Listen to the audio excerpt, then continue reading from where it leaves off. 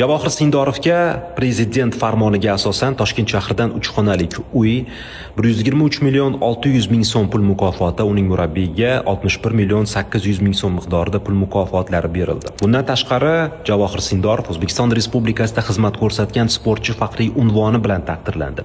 Shuningdek, Sindorov Xalqaro shaxmat federatsiyasi, ya'ni FIDE tomonidan beriladigan sovrin jamg'armasi, ya'ni 120 ming dollar miqdoridagi pul mukofotini ham qo'lga kiritgan edi.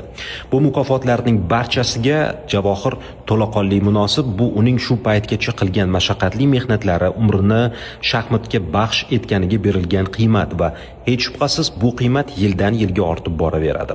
Men nega aynan pul va mukofotlarga urg'u qaratgan holda gapiryapman? Chunki juda ko'pchiligimiz, xususan yoshlar uchun qilayotgan mehnatimizga beriladigan moddiy rag'bat juda ham muhim va bugun yoshlar kimga qarab intilishim kerak, mening kumirim kim degan savollariga javob qarshisida.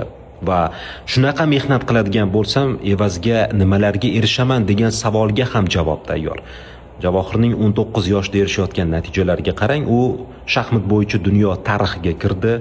Shaxsan bosh vazir aeroportda uni kutib olyapti. Shaxsan prezident unga telefon qilib, u bilan faxrlanishni aytmoqda va u butun mamlakatning faxri iftixoriga aylanyapti.